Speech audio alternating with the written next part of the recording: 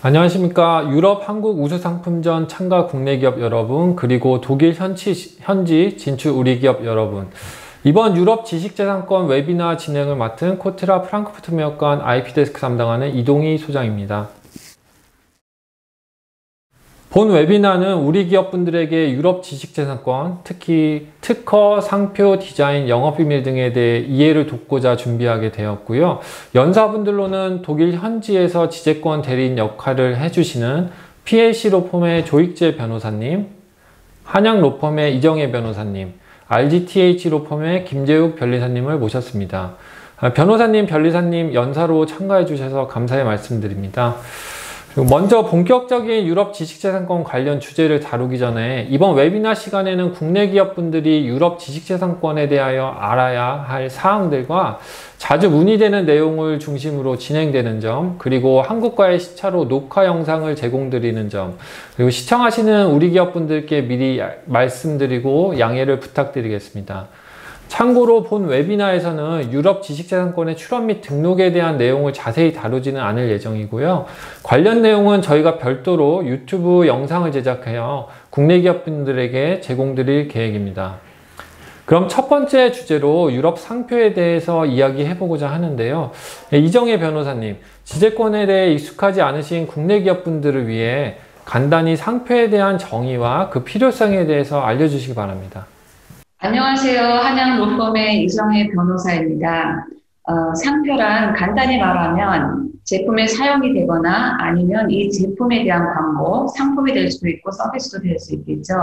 이에 사용되는 표시라고 생각을 하시면 됩니다. 그리고 제품의 제조업체나 그리고 공급자를 참조하기 위한 것을 상표라고 생각을 하시면 됩니다. 이 상표 등록을 하는 그 필요성은 특히 경쟁 제품이라 아니면 서비스를 경쟁사와 차별을 둘 수가 있기 때문에 이로써 독창성이나 아니면은 독점력을 강조할 수 있다라는 장점을 가지고 있습니다.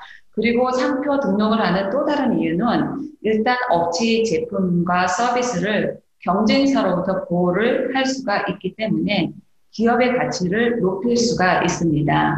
따라서 그 회사 이름을 보호하시려면 그 일반적인 방법으로서 그 상표를 등록을 하시게 됩니다. 그리고 특히 시장에 처음 등장하는 회사에게는 이 상표 등록이라는 것은 본인의 그 상표권을 보호할 수 있는 가장 기초적인 작업이라고 생각을 하시면 될 수 있습니다. 간단히 예를 들면 새로운 기업이 좋은 아이디어를 가지고 시장에 등장을 하실 수가 있습니다.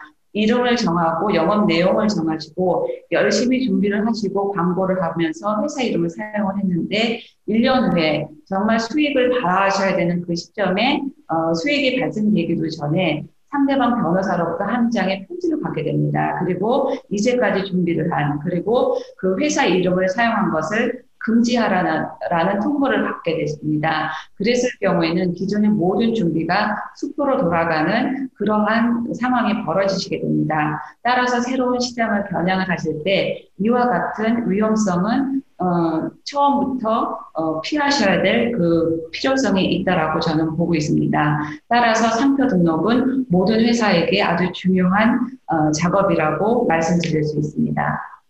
네, 변호사님 설명 감사드리고요. 일단 지식재산권은 속지주의의 원칙을 따르는 것으로 알고 있고요. 아무래도 우리 기업분들이 속지주의의 원칙을 잘 모를 것 같은데요. 모르시는 분들도 계실 것 같은데 그 부분을 잠깐 설명 좀 가능하실까요? 일단 그 회사 내 그 회사 이름에 대한 그 상표 등록을 했을 경우, 등록한 그 지역에서만 보호를 받으실 수가 있습니다. 따라서, 상표를 한국에서 등록을 했을 경우에는 그 등록된 그 상표권을 유럽에서 그 주장을 하실 수가 없습니다. 따라서 각 회사의 시장을 유럽이면 유럽 아니면 미국이면 미국에서 보호를 받기를 위하시려면 그 각 지역에서 그 상표권 등록을 별도로 하셔야 됩니다. 네, 설명 감사합니다.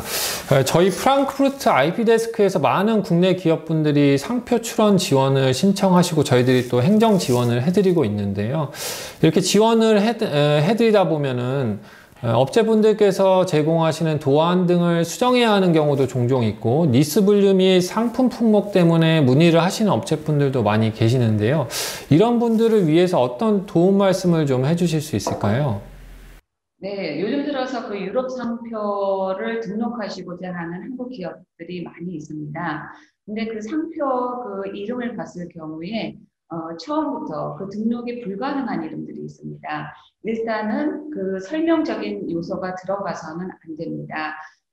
대부분은 미국 그 영어로 그 예를 많이 들고 있는데요. 그 한국어로 풀어서 말씀을 드린다면은 그 설명적인 요소라는 것은 예를 들자면은 나의 세상, 아니면 부와 아름다운, 좋은 시간, 나쁜 시간, 이와 같은 그 내용을 설명하는 것을 상표를 통해서 등록을 하시고자 하는 회사들이 있습니다. 근데 이와 같은 그 설명적인 내용은 상표로서 등록이 될 수 없다라는 것을 일단은 말씀을 드립니다. 그리고 또 하나는 지리적인 표시를 말씀을 드릴 수가 있습니다. 한국 기업 중에서도 물론 유럽이나 아니면 독일에서 그 상표를 출원을 할 때 그 좋은 지리적인 표시를 사용을 하기를 원하시는 분들이 있습니다. 하지만 이 지리적인 표시에는 그 이중적인 의미가 있어서 한편으로는 허용이 될 수 있지만 다른 한편으로는 허용이 되지 않을 수가 있습니다. 일반적으로 이 지리적인 표시는 그 상표로서 단순히 보호를 받으실 수가 없습니다. 왜냐하면 그런 일반적인 지리적인 표시는 남겨두어야 할 필요성이 있기 때문입니다. 예를 들어서 그 물을, 그 광천수를 팔고자 했을 경우에 베를린이라는 그런 지리적인 표시를 사용할 수는 없습니다. 만약에 이와 같은 지리적인 표시를 사용해서 상표를 출원을 하시고자 했을 경우에는 거부될 확률이 아주 높습니다. 하지만 다른 한편으로는 단체 표장을 예를 들 수가 있습니다. 이 단체 표장의 예를 들자면은 그 드레스던 슈퍼렌을 들 수가 있습니다. 이것은 그 드레스던에 있는 그런 특정한 그 크리스마스 케이크 제조업체를 위해 보호되는 집단 브랜드입니다. 그러면 결국은 이 조건을 충족을 시킨 그 드레스던에 있는 그 케이크 제조업체는 이 집단 브랜드를 사용할 수 있지만 그 이외에 베를린이나 아니면 한국의 제조업체가 이 상표를 통해서 이 제품은 판매할 수 없다라는 그런 결론이 나옵니다. 이와 더불어서 독일뿐만이 아니라 만약이라도 유럽 공동체 내에서 상표를 출원을 하시고 그리고 어떤 지리적인 표시를 관심을 가지고 한번 출원을 하시고자 했을 경우에는 사전에 면밀한 조사가 필요합니다. 왜냐하면 유럽 공동체 내에서 이러한 특정한 그러한 지리적인 표시는 어떤 국가 차원에서 특별한 보호를 받을 수 있기 때문입니다. 니스 분류 및 상품 품목에 때문에 문의를 하시는 경우가 종종 있는데요. 이런 분들을 위해서 어떤 도움 말씀을 좀 주실 수 있을까요? 네, 요즘 들어서 한국 기업이 유럽 상표를 출원을 하시고자 하시는 기업이 상당히 많이 있습니다. 근데 그 상품 품목이나 아니면 그 서비스 품목이 한국의 특허청에서 사용하는 것과 당연히 차이가 있기 때문에 선정하는 데 있어서 조금 어려움이 계시는 것 같습니다. 그리고 어려움이 있음에도 불구하고 그 문제를 생각하지 않으시고 그냥 아무거나 몇 가지를 결정을 하셔서 상표 출원을 해주십시오라고 의뢰를 하시는 경우가 있습니다.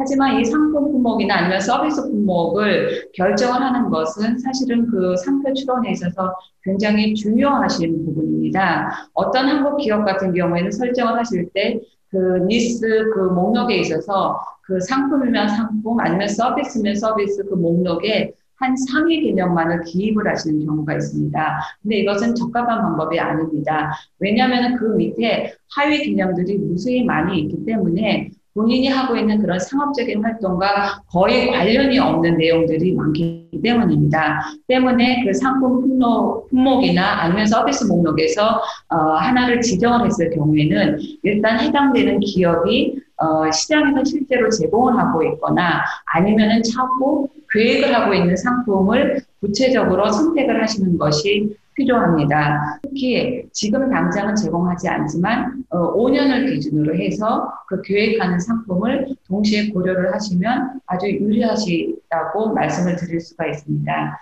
그리고 이 상품 출원을 조금 더 빨리 진행을 하시기를 원하신다면 그 특허청에서 나와 있는 그 나열된 그 상품 이름이나 아니면 서비스 이름을 선택하시는 것을 제안을 해드립니다. 물론 그 나열된 그 상품 이름이나 서비스 이름 중에서 내가 원하는 그러한 상품 품목을 선택하지 못하실 수도 있습니다. 그렇다고 해서 이러한 지정 상품이나 아니면 지정된 서비스를 통해서 유럽 그 상표를 출원할 수 없는 것은 아니에요. 단지 속도가 조금 늦춰진다라고 보시면 됩니다. 왜냐하면은 그 상표 출원 시 그 심사를 하시는 분이 그 개념을 잘 이해를 하지 못하거나 조금 문제를 삼았을 경우에는 이에 대한 그 해명 작업이 필요하기 때문입니다. 네, 한 가지 질문 더 드리고 싶은데요. 상표 출원에 있어서 고유 명사의 사용에 대해서 간단하게 좀 설명 좀 부탁드리겠습니다. 일반적인 내용을 가졌을 경우에는 그 한 사람이 독점할 수 있는 그런 내용들이 아닙니다. 그렇기 때문에 상표 출원을 할 때는 상표 출원을 할 때 이와 같은 개념은 거부가 되게 됩니다. 예를 들어 농수산물에 관련된 리스 분류에 오렌지라는 명사를 사용하게 되면 상표 출원이 거절될 수는 있겠지만 전혀 다른 서비스군에서 오렌지라는 상표를 만약 출원 시 이게 가능할까요? 제가 알고 있기로는 그것은 가능하다고 볼 수가 있습니다. 왜냐면은 예를 들면 오렌지 특성을 나타내는 그 오렌지 자체를 오렌지라는 상표를 통해서는 출원을 받으실 수는 없습니다. 근데 상표를 정하실 때는 사실은 그런 판타지 이름이 가능하시거든요.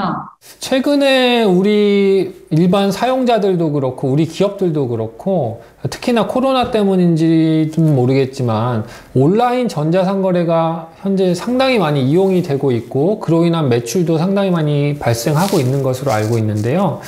우리 기업들이 이와 관련해서 어떻게 접근을 좀 할 수 있는지 특히나 지재권과 관련된 부분에 있어서 변호사님께서 한마디 해주시면 감사하겠습니다. 네, 코로나 때문에 이제 온라인으로 상품을 주문을 하시는 분이 많습니다. 그러면은 다른 말로 하면 온라인을 통해서 상품을 제공을 하는 회사가 점점 늘어났다라고 볼 수 있습니다. 그래서 이와 관련된 문제가 사실은 그 병행 수입과 관련돼서도 약간 문제가 있습니다. 이 병행 수입이라는 것은 사실은 이 상표법에서 비롯되는 건데요.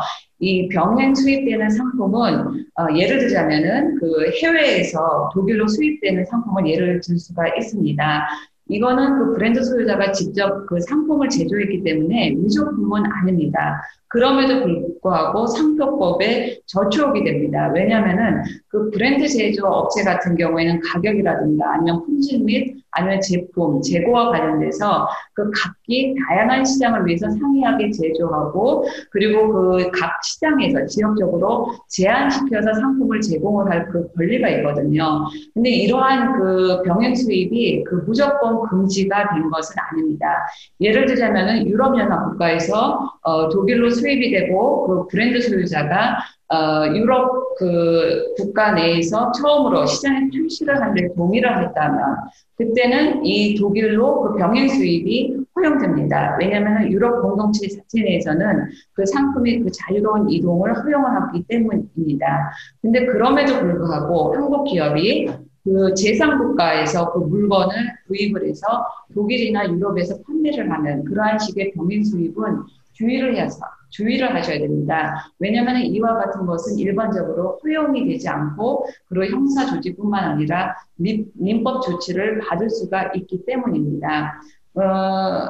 최근에 어떤 일이 있었냐면 그 인터넷 판매를 통한 그 미국 회사가 그 하나의 경고장을 낸 케이스가 있습니다.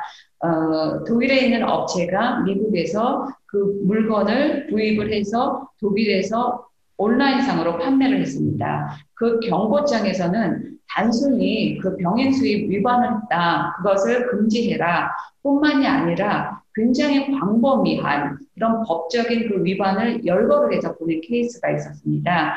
예를 들자면은 아마 쭉 들어보시면은 이와 같은 것들이 어떠한 문제들과 연관이 될 수 있을까 아마 추측을 하실 수가 있을 겁니다. 일단 첫 번째로는 그 소유자, 그 브랜드 소유자의 동의 없이 유럽의 그 브랜드 상품을 제공을 했다. 여기에 이제 그 문제를 삼았고요. 두 번째로는 그 상표를 자체 내 광고 목적으로 사용을 했다. 그리고 세 번째로는 그 미국에서 그 수입한 제품에 대한 독일어 설명이 없었다. 그 제공이 되지 않았기 때문에 그 필요한 그 안전 지침서를 문제를 삼았습니다.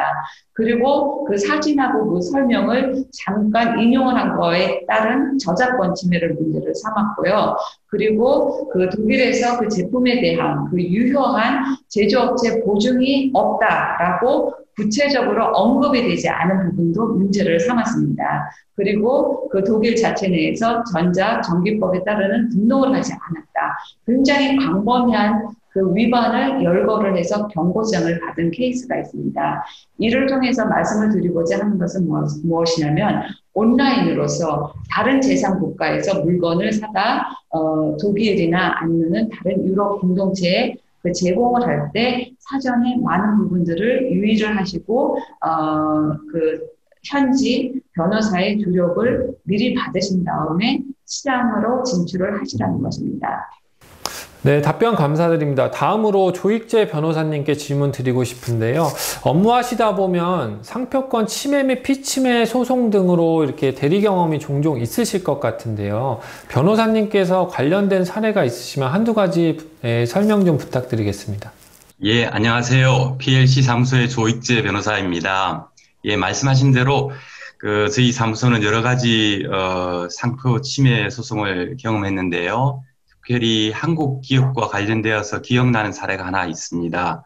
예전에 푸카라고 하는 중국 아이를 모티브로 하는 좋은 상표가 있었어요. 그게 유럽에서도 등록이 되어 있었고, 근데 그 상표를 활용한 중국 제품으로 생각이 되는데 그 침해 제품들이 독일 백화점에서 팔리고 있는 그런 경우를 발견하고 공격했던 사례가 있습니다.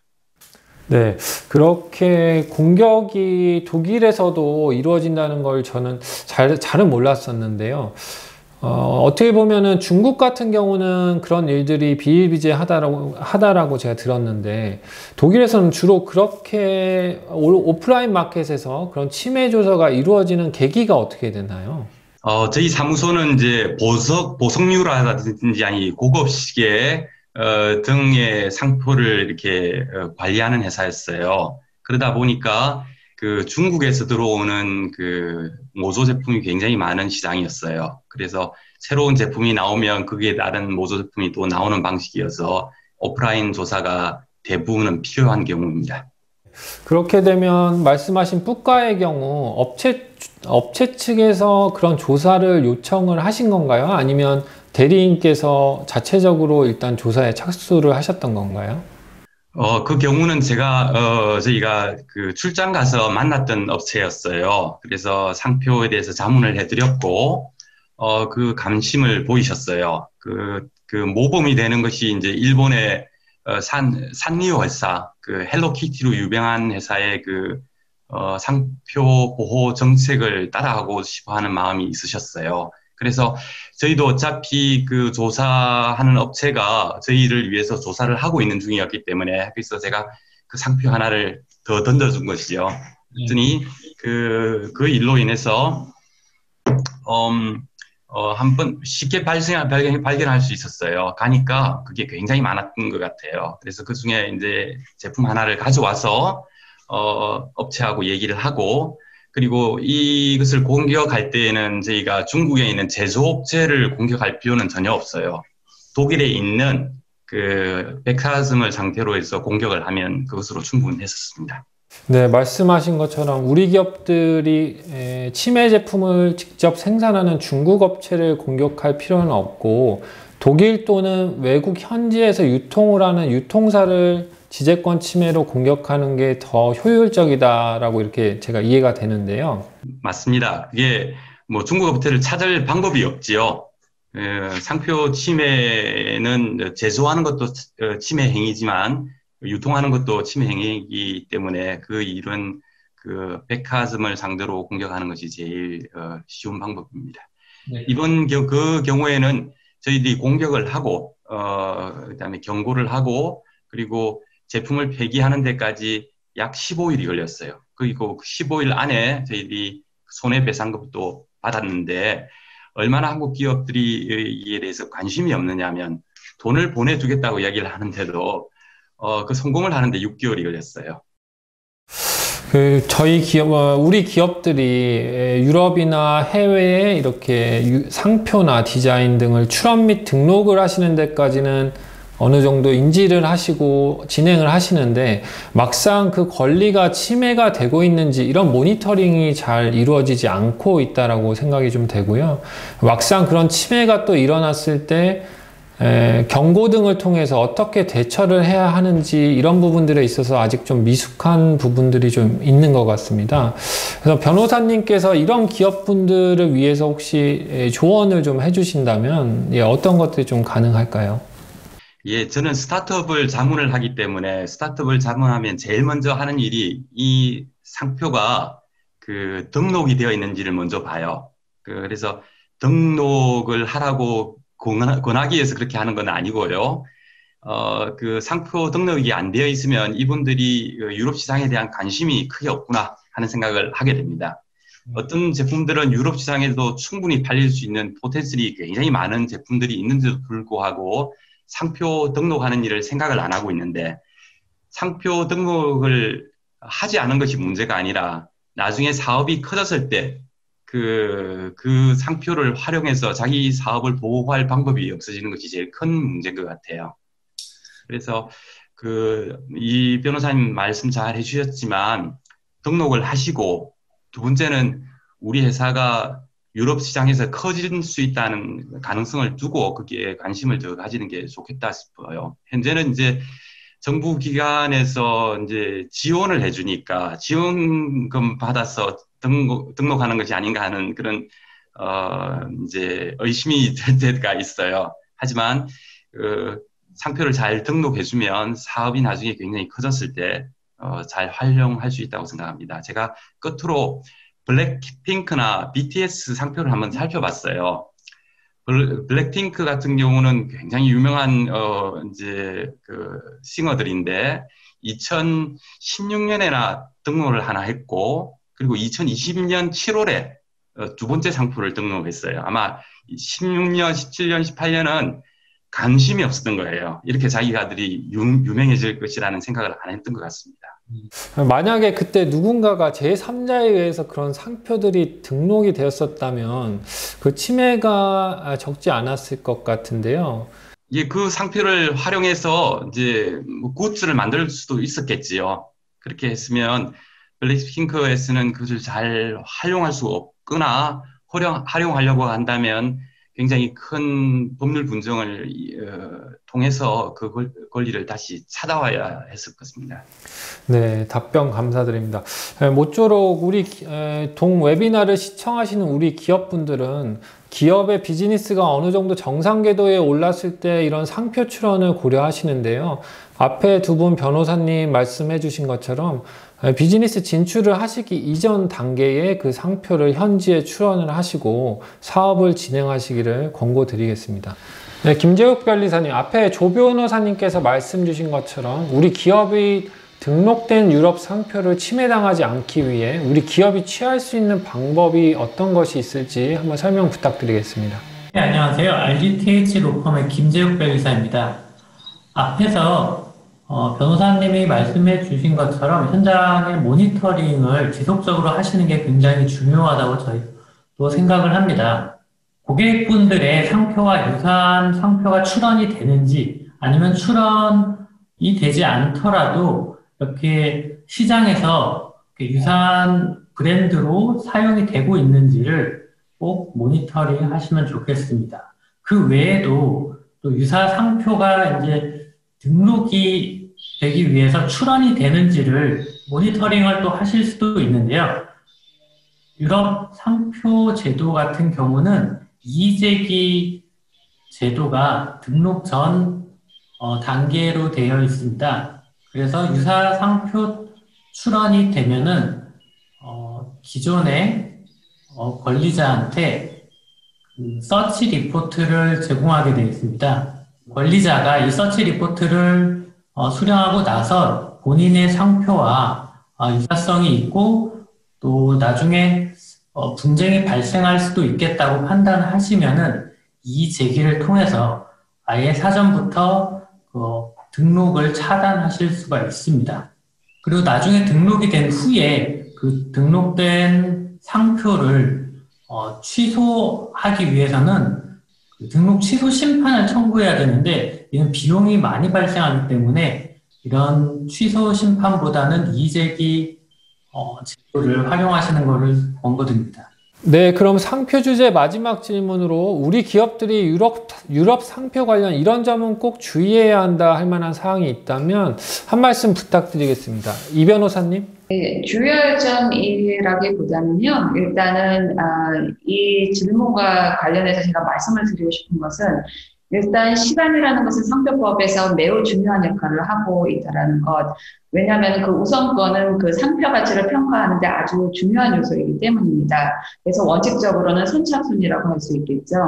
그런데 이와 같은 법칙은 국가 상표법 이외에도 유럽 상표법 모두에게 적용이 됩니다. 근데 유럽 상표법에는 세니어리티라는 그런 체제가 있습니다. 이것은 우선권과 관련해서 어떠한 의미이냐면 한국 기업 지역에서 그 유럽 공동체 안에서 한 국가에만 상표를 등록을 하신 기업이 있습니다. 그리고 나서 몇 년이 지나고 나서 유럽 상표를 출원을 하시고자 하는 그런 기업이 있습니다. 이와 같은 기업에게 알려드리고 싶은 것은 뭐냐면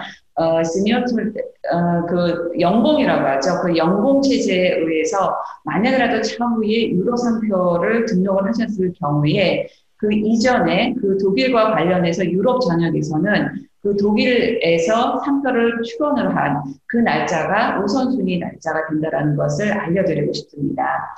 그리고 영국이 유럽 공동체 회원국으로부터 탈퇴를 한 후에서 이 상표 등록과 어떠한 영향이 있고 무엇을 유의를 해야 됩니까라는 질문을 종종 받고 있습니다.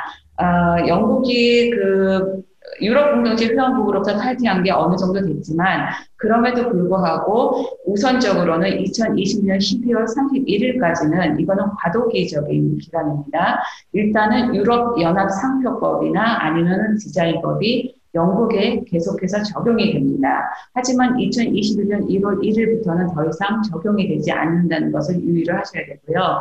그러면 이것과 관련해서 문의를 하시는 게 나는 벌써 유럽 상표를 출원을 했는데 이런 것은 어떻게 됩니까? 라고 질문을 하십니다. 이 경우에는 2021년 1월이 되면서 영국의 특허청을 통해서 직권상 자동적으로 그리고 무료로 영국 특허청에 자동 등록이 됩니다. 그래서 이와 관련돼서는 크게 고민을 하시지 않으셔도 될 것 같고요.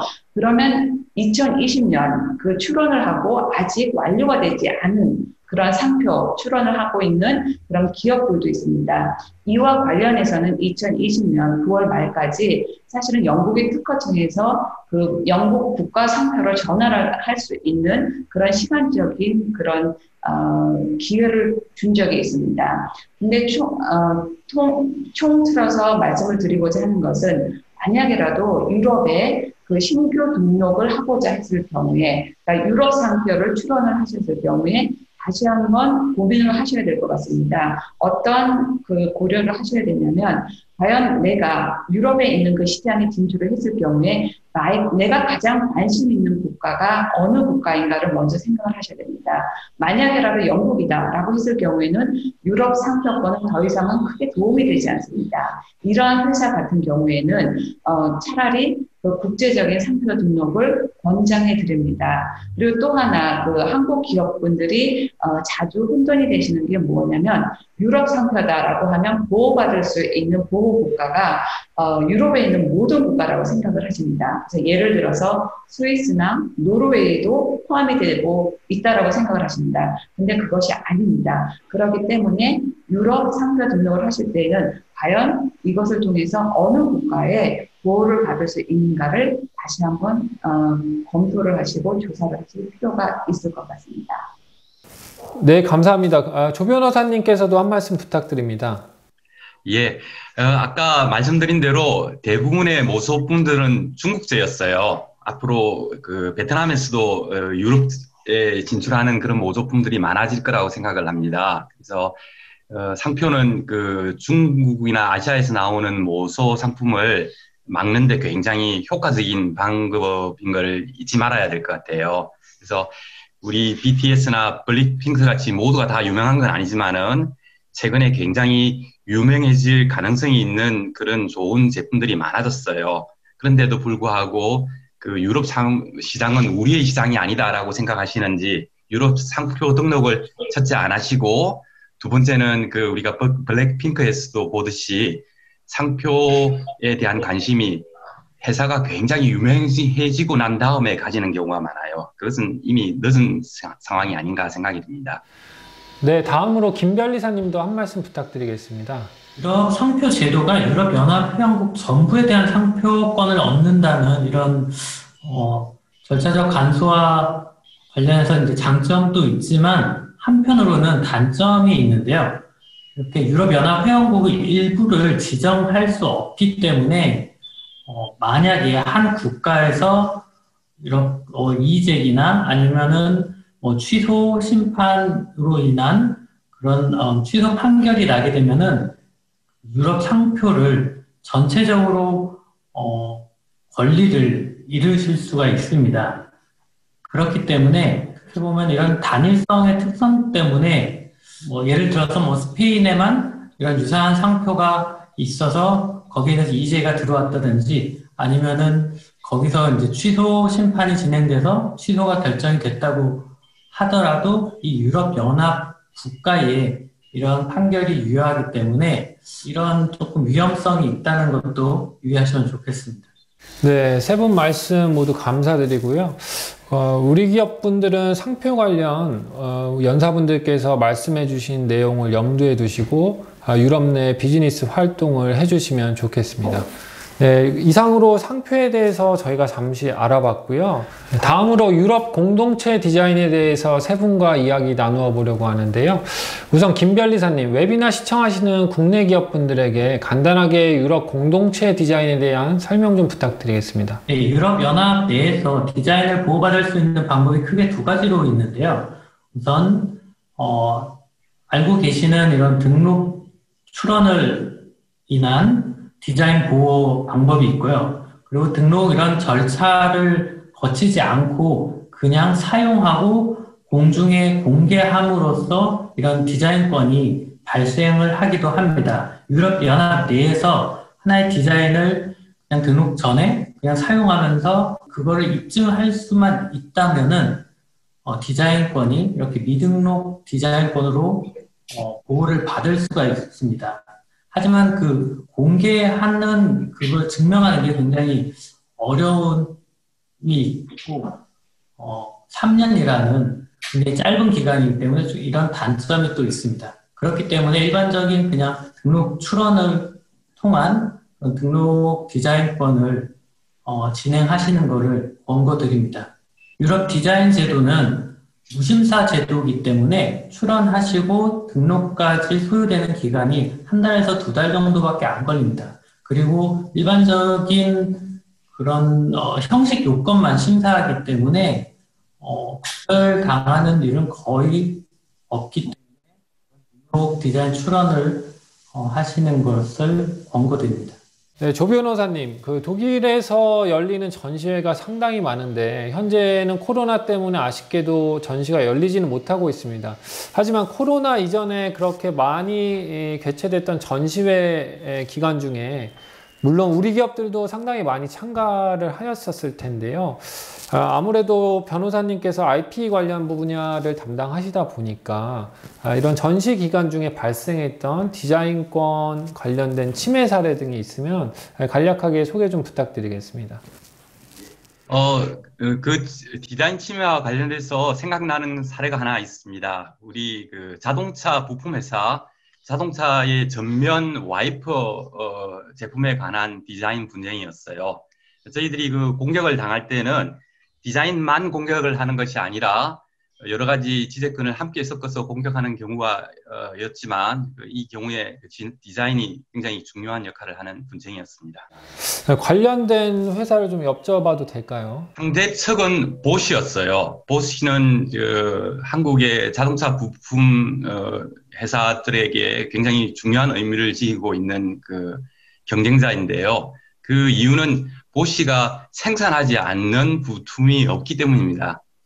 제품만 많은 것이 아니라 모든 제품에 대해서 굉장히 많은 지재권을 등록하고 있어요.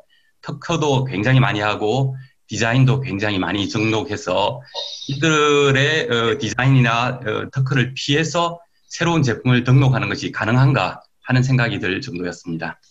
네, 그러면 보시 측에서 우리 기업을 공격했던 그 침해된 권리에 대해서도 잠깐 설명을 좀 해주실 수 있을까요? 두 가지가 있었어요. 하나는 그 와이퍼의 그 arm이라고 하는데 붙들어주는 부분의 연결 부분에 관한 디자인이었고요.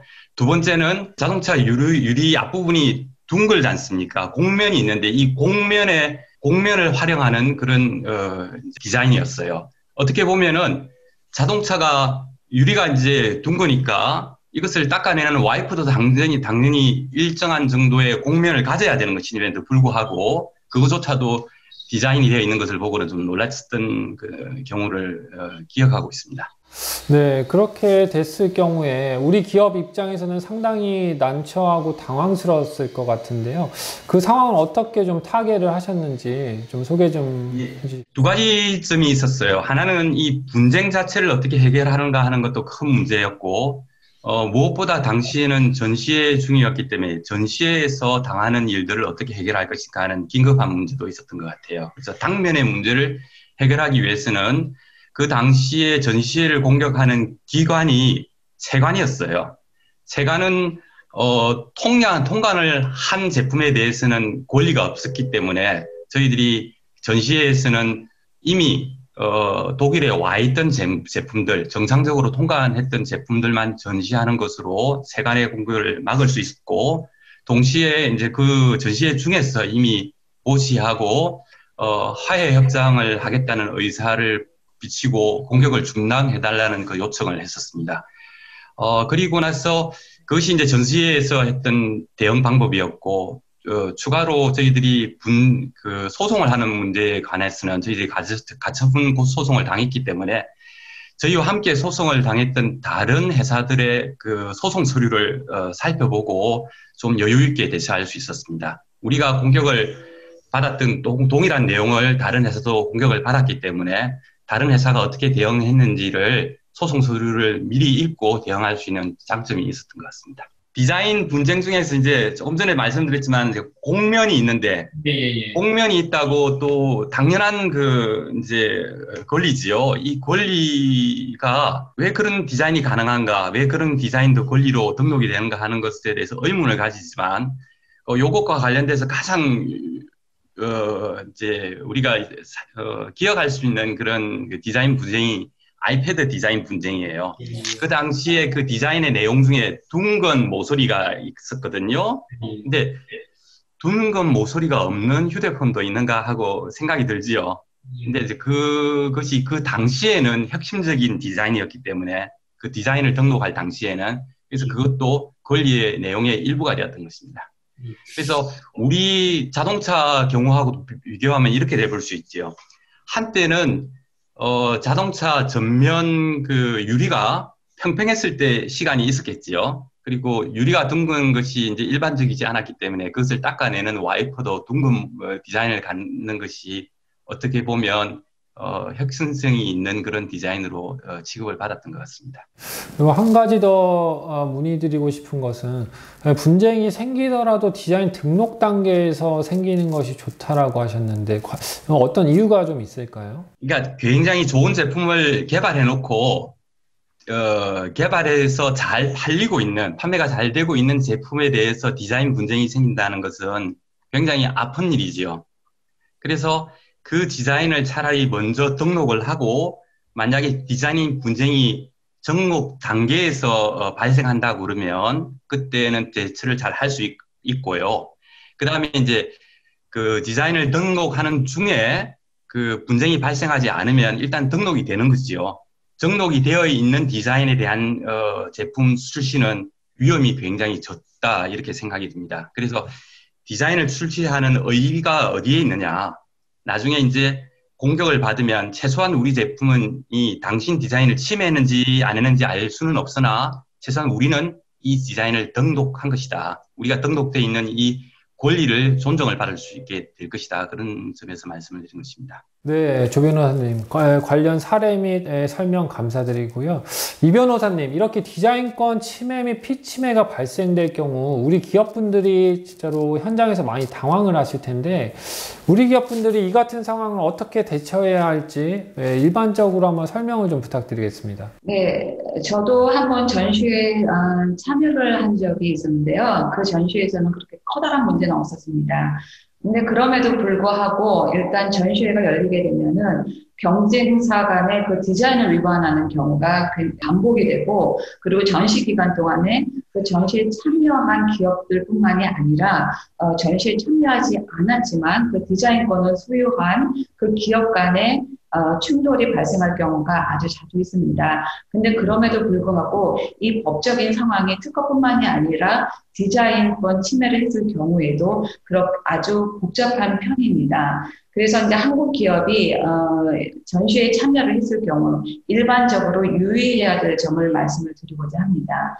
일단 우선 그 제3자와의 충돌의 여지가 있고, 그리고 전시회에 전시가 될 그 제품에 대한 조치가 만약에 우려가 됐을 경우에는 우선적으로는 그 침해 금지 가처분 신청을 방어하고 방지하는 것이 중요하기 때문에 그 사전에 그 방어 서면을 법원에 기탁을 하실 것을 제안을 해드립니다. 그리고 이와 같은 서면에는 그 법적인 위반이 없다라는 그 이유를 설명을 해야 됩니다. 그래서 이와 같은 방어 서면을 법원에 기탁을 하시게 되면 그 법원은 만약에 상대방이 그 가처분 신청을 했을 경우에 이를 고려를 하고 그런 특정한 상황에서는 그 금지 명령을 방지할 수도 있기 때문에 모든 기업에게 방어 서면을 미리 법원에 기탁할 것을 제안을 해드립니다. 그리고 아까 그 조 변호사님께서 그 세관에 관한 부분을 언급을 하셨는데요.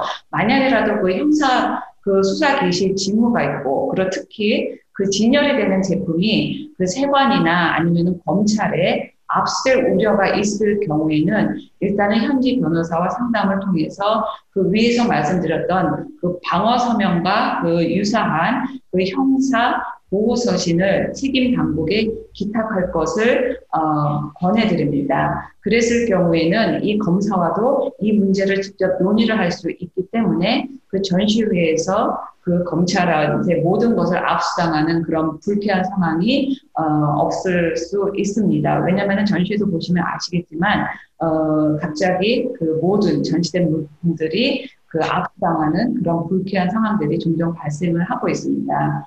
그리고 이 전시회에 참석을 했을 경우에 두 가지로 나눠볼 수가 있을 것 같습니다. 한국 회사가 그 디자인권을 침해를 하는 경우가 있고요. 그리고 아니면은 그 한국 회사가 한국 회사의 그 디자인권을 침해당하는 경우, 이렇게 두 가지로 크게 나눠볼 수가 있습니다. 일단 그 한국 회사가 그 디자인권을 침해했을 경우에는 일단 권리자로부터 그 경고를 받게 됩니다. 그리고 이 경고를 받고 난 후 여기에 아무런 대처를 하지 않았을 경우에는 그 법원의 침해 금지 명령을 받으시게 되는데, 이때 법원을 통해서 그런 사전 심의 과정이 없기 때문에 굉장히 빠른 속도로 가처분 명령을 받게 됩니다. 그러면은 그 다음날 당장 그 집행관이 전시회장에 나타나실 수도 있고, 그리고 전시된 그 물건, 특히 그 침해된 제품을 제거를 하게 되는데, 침해된 제품뿐만이 아니라 때로는 그 처분 절차의 비용을 확보하기 위해서 그 전시회에 전시된 모든 제품을 철수를 해가는 경우도 있기 때문에 만약에라도 경고를 받았을 경우에는 이를 진지하게 받아들이고, 그리고 경고된 내용과 범인을 확인을 하셔야 됩니다. 왜냐하면은 경고를 받았을 경우 이를 진지하게 받아들여야 됩니다. 그리고 경고 내용과 범위를 확인할 수 있도록 그 전문 변호사와의 상담이 필요합니다.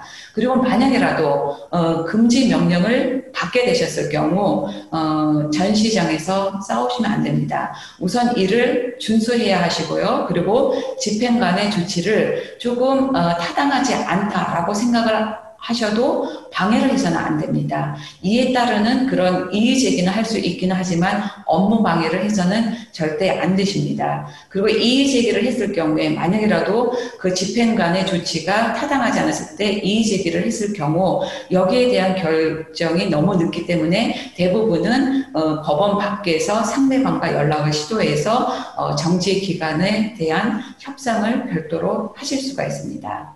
두 번째로 다른 전시자가 한국 기업의 디자인권을 침해한 것을 발견을 하실 때가 있습니다. 이건 하나의 동전의 다른 면이라고 생각을 합니다. 위에서 설명한 것처럼 이 경우에는 경고장을 보내셔야 됩니다. 이 경고장의 목적은 그 모방자가 전시를 중단을 하고 그리고 나서 만약이라도 이것을 계속해서 위반을 했을 경우에는 형사처벌까지도 가능하게 할 수 있는 중단 선언에 사인을 받게 함으로 해서 모방자의 그 침해를 방지를 할 수 있는 방법입니다. 근데 침해자가 이에 대응을 하지 않았을 경우에는 가처분 신청을 하실 수가 있게 되는데 문제는 사전에 준비를 하지 않게 되면 그 가처분 신청을 한다는 것이 이론적으로 그렇게 쉬운 일은 아닙니다. 때문에 권해드리는 것은 전시회에 참여하시기 전에 일단 서면적으로 적절한 준비를 하고 전시회에 참석을 하시는 겁니다. 그래서 전시회에서는 단지 증거 확보를 하고 그리고 경고를 하시고 그리고 사전에 준비된 그 서면을 통해서 금지 명령 신청서를 법원에 즉각 제출할 수 있도록 사전에 문서화 작업을 하시기를 권해드립니다. 네, 설명 감사드립니다. 디자인 관련 마지막 질문으로 아무래도 우리 기업이 유럽에서 자사 디자인을 보호받으려면 출원 및 등록이 가장 중요할 것으로 판단이 됩니다. 이와 관련해서 우리 기업분들이 유의하셔야 할 사항 및 꼭 기억해 주셔야 할 부분이 있다면 관련된 이야기를 김별리사님께 좀 부탁드리겠습니다. 디자인청에서 별도로 동일 유사 디자인에 대해서 검사를 하지 않고 등록을 합니다. 그렇기 때문에 등록 후에 그 무효 소송의 위험성이 있다는 점은 항상 유의하셔야 됩니다. 이제 해외에서 유럽으로 그런 유사 디자인, 동일 디자인의 제품이 들어오는 것을 막기 위해서 세관 조치 절차를 신청할 수가 있습니다. 이런 모조 제품이 들어오는 것을 아예 막을 수도 있는데요. 이 각 세관들의 이제 등기되어 있는 그런 디자인권을 침해할 수 있는 모조품이 적발되었으면은 이를 권리자한테 이제 통보를 하고 통보받은 후에 10일 안에 위조 여부를 권리자가 직접 이제 감정을 해서 세관청에 다시 압류 조치나 이런 수입자에 대해 형사처벌을 요구할 수가 있습니다. 이런 신청은 이제 1년 동안만 우선 유효하고 매번 갱신은 가능합니다. 앞서 말씀드린 이 미등록 디자인권을 기초해서는 세관 단속 조치를 진행할 수는 없습니다. 이게 또 무심사 제도의 단점이라고 이제 볼 수 있는데요. 이와 같은 추가적인 세관 단속 조치를 신청하시기를 권고드립니다. 네, 말씀 감사드립니다. 이상 유럽 공동체 디자인에 대해서 이야기해 보았고요. 다음으로 유럽 특허에 대해서 세 분과 함께 또 이야기해 보고자 합니다. 아무래도 김 변리사님께서 이번 주제에는 많은 이야기 해주실 수 있을 것 같은데요. 우선 김 변리사님, 유럽 특허가 기타 다른 국가들과 비교하여 다른 점이 있다면 어떤 것들이 좀 있는지 설명을 좀 부탁드리겠습니다. 네, 유럽 특허는 우선 유럽 특허청에서 일괄적으로 출원 심사 그리고 등록 결정까지 담당을 하고 있는데요. 이런 점에서 이제 타국가의 특허 제도가 좀 차이가 있습니다. 왜냐면 유럽 특허청에서는 말씀드린 등록 결정까지 이제 담당을 하고 있고 그리고 등록 결정 후에 그리고 최종적으로 추가적으로 이제 그 등록권을 유효화시키는 이 절차는 각 유럽 이 특허 제도의 그 회원국에서 따로 진행을 하셔야 됩니다. 그리고 유럽 특허 조약을 기초로 하고 있는 현재 이제 가입국은 총 38개국이고요. 그리고 가입국은 공식적으로 아니지만은 그 효력을 확장할 수 있는 국가가 6개 국가가 있습니다. 그래서 총 44개 국가가 유럽 특허의 효력을 사용하실 수가 있고요. 그 유럽 특허청에서 등록 결정이 되면 아까 말씀드린 대로 이제 가입국 중에서 원하는 국가를 따로 지정하셔서 등록 절차를 이제 따로 밟아야 되는데 이때선 국가마다 이제 다르기는 한데 명세서나 이제 청구한 번역 수수료 납부가 필요할 수도 있습니다. 그래서 유럽 아까 말씀드린 유럽 상표나 디자인 경우에는 한 번의 출원으로 이제 모든 가맹국에 이제 등록되는 효과를 갖지만은 특허의 경우는 필요한 국가를 등록 절차에서 다시 선정해서 진행을 하셔야 되기 때문에 그때 등록 단계에서 또 비용이 많이 발생할 수도 있다는 점 유의하셨으면 좋겠습니다. 네, 설명 감사드립니다. 우리 기업분들이 종종 이런 신기술이 개발되어서 특허를 내려고 한다 이렇게 문의를 많이 주시고요. 현지 대리인을 또 소개시켜달라 이런 문의를 또 주시는데요. 실제 대리인까지 이렇게 연결을 해드린 경우에 대리인의 의견으로 이 해당 기술은 막상 특허 출원이 어렵다 이런 대답을 듣고 실망하셨던 국내 기업분들도 계신데요. 왜 이런 경우가 발생하는지 관련해서 한마디 부탁드리겠습니다. 특허를 받기 위해서는 또 그런 여러 가지 이제 요건이 있습니다. 그 중에서 이제 신규성이라는 요건이 있는데 이는 등록 대상 발명이 출원 당시에 기존에 알려지지 않은 기술이어야 됩니다. 즉 만약에 출원 시점에 동일한 기술이 한국 또는 유럽에서 특허로 등록되어 있지 않더라도 그 외의 국가, 일본이나 중국, 미국에서 공시된 기술이면 신규성을 인정받을 수 없기 때문에 등록을 받을 수가 없습니다. 유럽 특허법에만 있는 걸 수도 있는데요. 의료 방법에 대한 규정이 매우 제한적입니다. 보통 이제 미국 클라이언트들이 미국 특허 출원을 가지고 유럽에 후출원을 했을 때 이런 수술이나 진단 방법, 의료 진단 방법에 대한 특허 출원을 유럽에 또 출원을 하고 싶어 하는데 유럽 특허법에서는 이런 진단 방법을 통한 인체나 동물의 치료 방법에 대해서는 특허를 받을 수가 없습니다. 그러니까 제약회사나 아니면 의료 관련 업체에서 이런 쪽으로 발명을 하셔서 유럽에서도 특허를 받고 싶으시다 하시면은 출원 전에 유럽 현지 대리인과 사전에 이제 상담 받으신 후에 출원을 진행하시면 좋겠습니다. 네, 다음으로 아무래도 상표나 디자인에 비해 출원인이 많은 비용을 지불해야 하는 지재권이 특허인데요. 이렇게 많은 비용이 발생하는 이유와 출원 및 심사까지 상당 기간이 소요되는데 그 이유가 무엇인지 좀 설명 부탁드리겠습니다. 네, 앞서 말씀드린 것처럼 상표나 디자인은 무심사 제도이기 때문에 어떻게 보면은 그 지식재산청에 있는 심사관이 하는 일이 그렇게 많지는 않습니다. 근데 특허청의 심사관은 비교적 이제 그 명세서를 받고 나서 기술적으로 분석도 해야 되고 그리고 조사도 해야 되고 조사 결과를 또 분석해서 또 의견서도 만들어야 되고 이런 일이 굉장히 이제 어렵고 복잡한 업무이기 때문에 또 거기에 대한 관람료가 또 이제 비싸다고 볼 수 있는데요. 또한 업무가 굉장히 복잡하고 등록까지 소요되는 기간도 거의 한 평균적으로 2년에서 2년 반 정도가 걸리는데요. 그러면 또 그만큼 이 업무를 많이 해야 되고 또 이렇게 오래 걸리는 이유는 일반적으로 특허 출원이 이제 출원일로부터 한 1년 반 후에 공개가 됩니다. 그러면은 1년 반 후에 실질적인 이런 아까 말씀드렸던 신규성이나 또 다른 이제 요건 중에 하나는 진보성에 대한 심사가 진행이 되는데요. 이런 거를 위해서는 또 계속 1년 반 기간 동안 이제 조사를 또 계속 진행을 하고 한 번에 업무로 이제 끝나는 게 아니라 이제 지속적인 이제 업무가 필요하고 분석이 필요하기 때문에 또 비용이 많이 발생하고 시간도 굉장히 오래 걸린다고 볼 수 있습니다.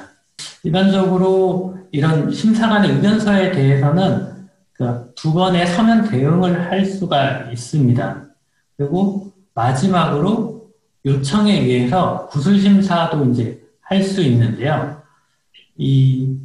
요즘 추세가 이제 심사관들이 이제 이런 기간들을 많이 단축시키기 위해서 정말 이런 의견서도 제때제때 빨리 이렇게 권리자한테 출원인한테 이제 발송을 하고 있습니다. 보통 의견서 제출서는 수령일로부터 한 4개월 안에 대응을 해야 되고 처음에 이제 공개일이 1년 반 그리고 첫 번째 OA가 나오면 의견 제출 요청서를 OA라고 일반적으로 말을 하는데 이게 대응하는 데까지 4개월, 두 번 하면은 8개월, 그럼 총 한 26개월이 되겠죠? 빨리 받으면은 2년, 아니면 아까 말씀드린 대로 보통 이제 2년 반의 기간이 적어도 이제 소요가 됩니다. 그래서 이게 보통 출원인들이 유럽 특허청에 출원을 하고 나서 등록받는데 시간이 너무 오래 걸린다. 이걸 빨리 이렇게 가속시킬 수는 없냐 하는데 우선 가속시킬 수 있는 그런 프로그램들이 있지만은 실질적으로는 그게 크게 도움은 되지 않는 것 같습니다. 그래서 등록까지 또 한 2년 정도는 생각하시면 되겠습니다. 네, 설명 감사드립니다. 조익재 변호사님은 특허 등록과 관련해서 소송 등을 경험해 보셨는지 또 궁금한데요. 혹시 관련한 사례가 있으시면 소개 좀 부탁드리고 우리 기업들에게 주실 수 있는 시사점이 있다면 말씀 좀 부탁드리겠습니다. 예, 한국 기업과 관련해서는 두 가지 사례가 생각이 납니다. 하나는 아까 말씀드렸던 자동차 와이퍼 가처분 소송은 디자인 분쟁이기도 했지만 사실은 주로는 200개 이상의 특허를 분석해야 되는 그런 특허 분쟁이었어요. 그것 말고 이제 순수한 특허 침해 소송으로서는 로버트 청소기 분쟁이 생각이 납니다. 이 로버트 청소기 분쟁은 미국의 아이로보트라고 하는 세계에서 가장 유명한 청소기 로버트 회사가 우리 한국 기업들을 공격한 사례였습니다. 어떤 특허를 가지고 우리 기업을 공격했는지 궁금한데요. 관련해서 설명 좀 부탁드리겠습니다. 예, 여러 가지 특허를 사용을 했지만 그 중에 가장 중요한 것은 알고리즘 특허였어요. 제가 이 알고리즘 특허에 대해서도 나중에 좀 더 말씀을 드리고 싶은데, 청소기의 움직임을 보면은 한 곳을 집중해서 청소하는 모드가 있고, 벽을 따라가는 월 팔로잉 모드라는 것이 있고 또 벽에서 부딪히고 튀어나오면은 바운싱 모드라는 게 있어요. 이 세 가지는 사실은 모든 청소기가 다 가지고 있는 모드입니다. 그런데 이 세 가지를 하나로 모아서 사용을 하게 되면 그것이 특허 침해라고 하는 아주 오래된 그런 알고리즘 특허가 있었어요. 우리는 물론 이 알고리즘이 특허할 만한 그런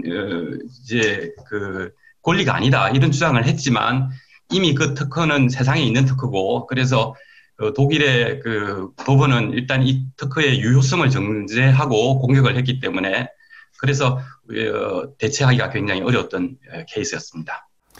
소프트웨어 특허라고 봐도 될까요? 그렇습니다. 알고리즘이라고 말씀을 했지만 소프트웨어의 내용 그 코드를 이제 보호하는 것이 아니라 그 내면에 있는, 그 이면에 있는 그런 알고리즘을 보호하는 특허이고요. 지금은 이런 카메라나 센서가 발달이 돼서 이 오래된 이 알고리즘을 이용하는 그런 청소기는 많지 않습니다. 그래서 이제는 이것을 가지고 새로운 분쟁을 일으킬 수 있는 특허라고는 생각을 하지 않지만 최근에 그 이 알고리즘 특허가 더 중요해진 계기가 생겼어요. 이제 독일에는 이제 한국 기업들도 디지털 치료제를 등록을 해서 독일의 의사의 처방을 받고 환자들에게 팔 수 있는 방안이 생겼어요. 이것을 디지털 치료제라고 표현을 합니다. 근데 이 디지털 치료제는 우리가 알고 있는 약품이 아니고 그 소프트웨어예요.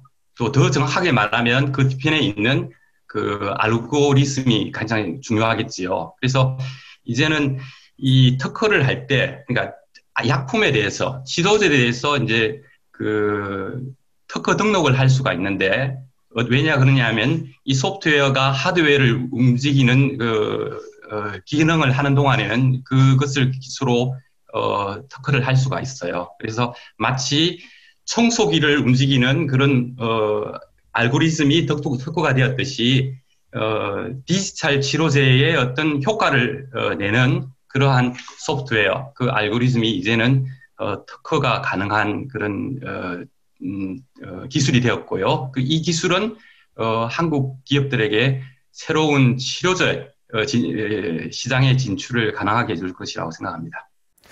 디지털 치료제를 처방할 수 있다라고 하셨는데 예를 들면 어떤 것들이 좀 있을까요? 예를 들면 우울증을 치료하는 그런 이제 화학 약품도 있겠지만 우울증을 치료하는 어떤 게임도 있을 수 있습니다. 그러나 또 하루를 또 어떻게 움직이는 것이 우울증을 치료해 줄 것인가. 예를 들면 12시가 되면 자동으로 나가서 이제 산책을 하라. 그 다음에 뭐 3시에는 개를 들고 산책을 해라.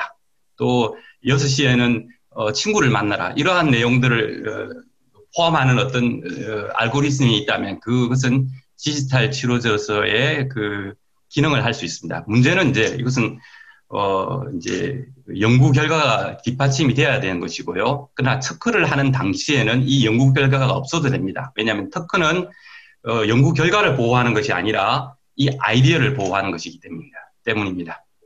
그러면 지금까지 말씀 주신 사항들을 참고 삼아 우리 기업들이 어떻게 이런 부분들을 활용을 할 수 있을지 어떻게 설명을 좀 해주실 수 있을까요?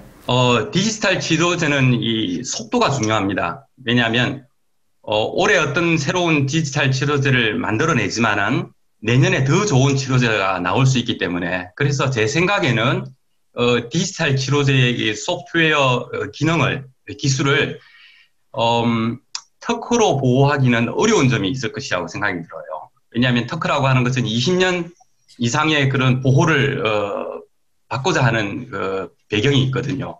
하지만 두 가지를 병행할 수 있을 것 같아요. 개발을 신속하게 해서 디지털 치료제를 출시하는 일이 중요하고 두 번째는 동시에 특허 출원을 하게 되면은 우리가 특허를 출원한 기술이다 하는 점에서 기술을 공개하지 않고도 마케팅에 활용할 수 있는 방법이 있을 것 같습니다. 네, 설명 감사합니다. 네, 이상 유럽 특허에 대해 세 분과 말씀 나누어 보았고요. 다음으로 영업비밀 및 기타 지재권에 대해서 질문 드려보도록 하겠습니다. 네, 조 변호사님, 독일 영업비밀 관련하여 우리 기업이 유의해야 할 사항 등에 대해 사항이 있다면 간략한 안내 부탁드립니다. 근본이 이제 지재권 관련되어진 어떤 세미나 아니겠습니까? 이제 영업비밀이 지재권과 관련해서 어떤 연관이 있는가 하는 걸 먼저 생각하시는 게 좋을 것 같아요. 그 특허권 같은 경우에는 자신이 갖고 있는 노하우를 사실은 문서화해서 세상에 공개하는 것에 대해서 독점금을 받는 그런 제도입니다. 근데 영업비밀 또는 노하우는 뭐냐면 그 기술을 감춤으로써 그 이익을 가져가는 것이지요. 그래서 두 가지가 이제 일치하지 않는 그 모순되는 점들이 있었어요, 지금까지는. 그래서 특허는 늘 문서화 잘해야 되고 노하우는 이렇게 되면 잘 감춰야 된다. 이것이 우리가 일상적으로 알고 있던 그런 상식이었는데 새로운 영업 비밀 보호법 때문에 약간 변화가 생겼어요. 영업 비밀조차도 잘 기록을 해야 되고 대외적으로 이것이 영업 비밀이라는 점을 잘 표시하고 관리를 해야 된다는 점이 크게 달라진 것 같아요. 심지어는 또 회사 내에 노동자의 권리를 대표하는 그런 근로자 대표회라고 하는 것이 독일에는 있는데 근로자 대표회에서 이 영업 비밀의 공개를 요구하면 그것을 공개를 일정한 수준에서 해줘야 되는 그런 것이에요. 옛날에 영업 비밀 또는 노하우를 생각하면 생각할 수가 없는 일이지요. 감추어야 보호를 받는 것을 공개해도 되고 공고해도 기록이 잘 되어 있으면 보호를 받는다는 점에서 특허와 약간 유사해진 점이 있다 그런 생각이 듭니다. 네, 말씀 감사합니다. 조 변호사님, 마지막으로 영업비밀 관련돼서 우리 기업들이 유의해야 할 부분이 있으면 잠깐 설명 부탁드리겠습니다. 예, 우리 기업이 유의해야 될 점이라 하는 것은 이것은 다른 말로 바꾸어서 말하면 준법 가버넌스의 문제입니다. 우리가 어떻게 법을 지킬 것인가 하는 문제이지요. 그래서 영업비밀법이 새로 발효되었기 때문에 해야 될 한 3가지 점을 생각할 수 있을 것 같아요. 첫째는 적절한 비밀 보호 조처를 해야 된다. 이제 비밀 보호 조처를 적절하게 하지 않으면 영업 비밀로서 노하우로서 보호받지 못한다 하는 점을 기억하셔야 될 것이고, 두 번째는 직원들이 회사의 비리를 밝히기 위해서 영업 비밀을 공개하는 것도 무죄가 된다는 점도 이해를 해야 됩니다. 직원들이 경찰에 신고를 하는 것 또는 그런 관계기관에 고발을 하는 것이 무죄가 된다는 점을 알고 가버넌스를 만들어야 된다 하는 점을 기억해야 될 것 같습니다. 세 번째는 다른 경쟁사에 좋은 기술이 있거나 이럴 때 그것을 리버스 엔지니어링, 역 엔지니어링 하는 것이 옛날에는 불법이었다고 볼 수 있는데 지금은 그것이 명시적으로 그 노하우를 찾아내는 것, 발견해내는 것이 허락이 되어 있습니다. 이 3가지를 기억하시면 우리 기업들이 유의해야 될 준법 가버넌스를 세우는 데 도움이 되지 않을까 그렇게 생각합니다. 네, 설명 감사합니다. 다음으로 기타 지재권으로 저희들이 다룰 수 있는 주제가 저작권이 있을 것 같은데요. 이 변호사님, 독일의 저작권이 타 국가와 비교해서 어떤 공통점이 있고 어떤 차이점이 있는지 설명을 좀 부탁드리고요. 저작권 보호를 위해서 개인 또는 우리 기업이 취할 수 있는 방법이 있다면 안내 좀 부탁드리겠습니다. 네, 독일의 저작권법은 다른 독일 내의 법과 마찬가지로 계속해서 지속적인 변경을 했습니다. 이거는 그러니까 유럽 공동체 지침에 의거해서 어떤 유럽 공동체 회원 국가의 저작권법을 표준화하기 위해서 이러한 작업을 하는데요. 간단하게 저작권이라는 것은 지식 재산을 어떻게 이용을 하고 어떻게 보호를 받는가에 대한 규정을 포함을 하고 있고요. 그리고 특별히 저작자의 권리를 정의를 하고 있습니다.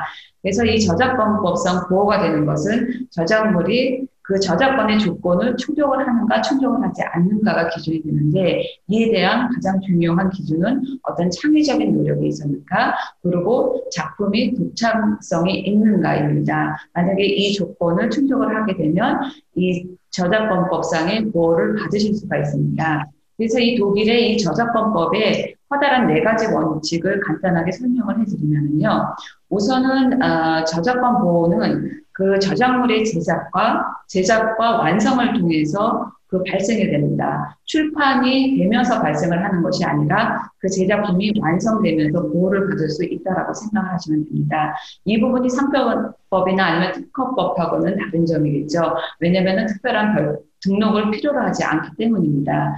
그리고 이 저작권은 양도가 불가능하다는 점이 있고요. 그래서 저작권의 소유자로 어떤 계약을 통해서 제3자에게 저작권을 양도를 할 수가 없습니다. 그리고 사망을 했을 경우에도 상속인은 최대 70년까지 소유권을 주장을 할 수가 있습니다. 또한 세 번째로 저작자의 인격권을 인정하는데요. 인격권을 인정을 한다는 것은 저작자가 출판권을 통해서 자신의 출판을 자신의 작품을 출판할 것인가 아니면 출판을 하지 않을 것인가, 그리고 출판을 한다면 어떠한 식으로 할 것인가를 결정을 할 수가 있습니다. 그리고 네 번째로는 그 저작자의 그런 적절한 보수에 대한 권리를 줄 수가 있습니다. 그래서 그 저작자의 그 계약상의 지위를 조금 더 강화를 시켰는데요. 그래서 만약이라도 그 저작자가 부당하게 그 계약을 했었을 경우에는 그 재협상을 할 수 있는 권리가 여기에 포함을 한다라고 할 수 있습니다.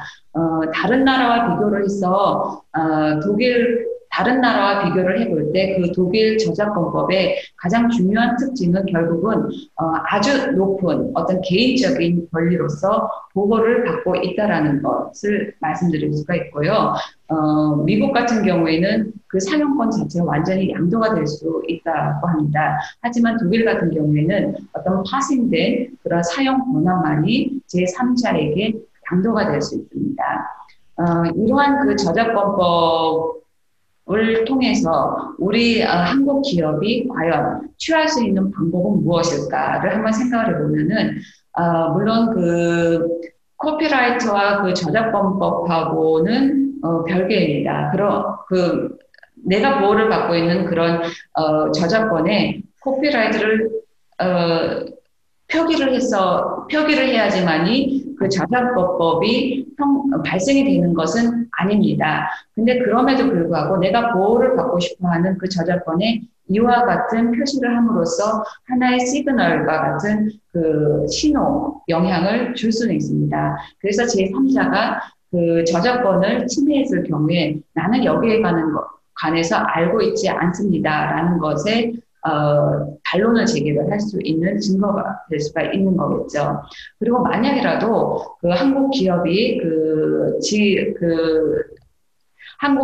저작권을 침해를 당했을 경우에는 어떠한 식의 권리가 주어져 있는가를 알아보는 것도 필요한 것 같습니다. 1차적으로는 금지 명령을 할 수가 있습니다. 근데 이 금지 명령이라는 것은 반복적으로서 이와 같은 침해 활동이 우려가 되어져 있을 때 그 금지 명령을 할 수가 있는데요. 이것은 한 번만 침해를 당했다 하더라도 일단 경고와 함께 형사적인 처벌이 가능한 그런 서신의 서명을 요구를 할 수가 있습니다.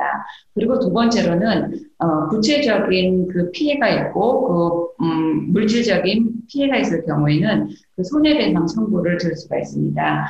물론 이 구체적인 그 액수를 정하기는 어렵기는 하겠지만 일반적인 그 기준이 될 수 있는 것은 그 라이센스 그 요금을 기준을 둘 수도 있습니다. 그리고 더 나아가서 그 저작권을 침해를 한 자에게 여태까지 발표한 모든 자료를 소각시킬 수 있는 권한도 주장을 할 수가 있습니다. 근데 이와 더불어서 손해배상 청구나 아니면은 그런 소각을 주장을 하기 위해서는 여기에 대한 정보가 필요하기 때문에 정보를 첨부할 수 있는 권리가 주어져 있습니다. 근데 물론 한국 기업이 그럽니다. 이와 같은 주장을 모두 다 주장을 하고는 싶지만 그 변호사 비용이 너무 비싸지 않습니까? 라고 질문을 하시지만 이러한 경우에는 이 변호사 비용도 손해배상에 함께 청구를 하실 수가 있습니다. 네, 설명 감사합니다. 제가 실제로 전시회장을 방문했었을 때 우리 기업이 독일 음악 저작권 협회로부터 부스 내에서 사용하는 영상물, 아마도 음악 관련된 영상물이었을 것 같은데요.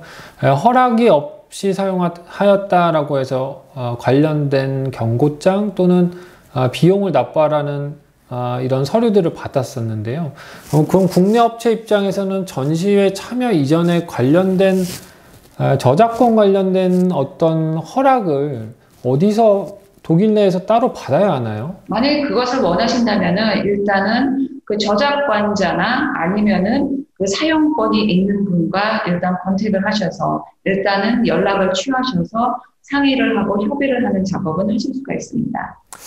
그렇지만 현실적으로 유명한 블랙핑크라든지 이런 분들과는 접촉하는 것 자체가 어려울 것 같은데, 물론 소속사가 있어서 에이전트를 통해서 할 수도 있겠지만 보편적인 방법에 있어서의 접근 방법이 따로 있을까요? 보편적인 접근 방법, 그러니까 우려할 수 있는 방법은 없습니다. 사실상 이 저작권법이 예를 들자면은 그 홈페이지에 나와 있는 기본적인 그런 내용이라든가 아니면 사진, 한 부분의 사진을 인용을 하는 것, 그것도 사실은 저작권법을 침해하는 행위이거든요. 근데 하물며 유명한 그 가수의 그 노래를 갖다가 사전에 허락 없이 그것을 틀어준다든가 아니면 하나의 영상 한 부분을 튼다라는 것은 제가 봤을 경우는 사전 동의 없이는 거의 불가능한 것이라고 해도 과언이 아닐 것 같습니다. 네, 마지막으로 유럽의 개인정보보호법을 잘 알지 못해서 피해를 입으시는 우리 기업분들이 종종 발생하고 있는데요. 조 변호사님, 지재권도 개인정보보호법과 어느 정도 연관이 있을 것 같은데 관련해서 저희들에게 설명을 좀 부탁드리겠습니다. 이 지재권이나 영업비밀보호법, 개인정보보호법은 서로 보호 대상이 많이 다릅니다. 영업비밀은 노하우의 보호가 포함이 되어 있는데 이 노하우 보호는 특허권과 함께 그 포괄적인 어떤 라이센스 계약의 일부가 되어서 보호를 할 수가 있습니다. 그래서 특허권 및 노하우 제공에 관한 라이센스 계약, 그것을 예를 들 수 있고 이러한 라이센스 계약의 특허와 노하우를 함께 보호할 수 있는 방법이 됩니다.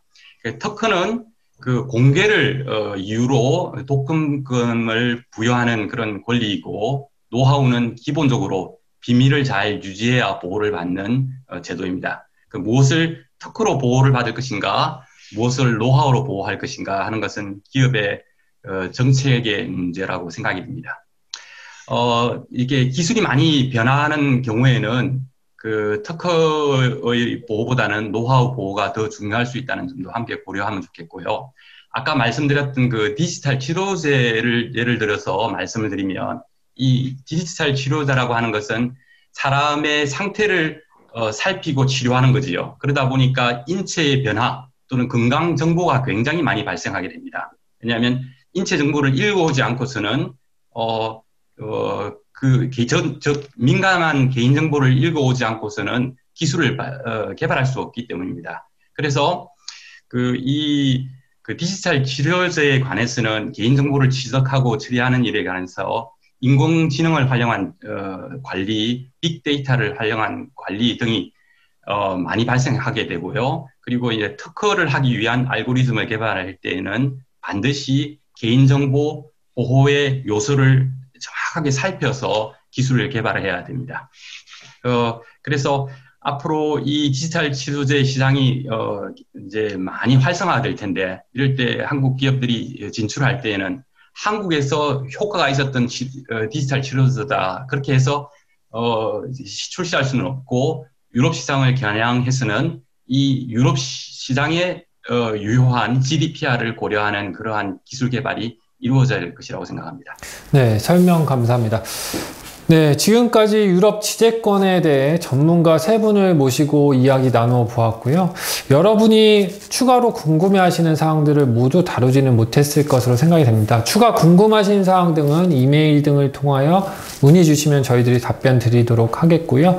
앞으로 더 추가된 영상으로 저희들이 새로운 주제로 또 찾아뵙도록 하겠습니다. 지금까지 시청해 주셔서 감사합니다. 감사합니다.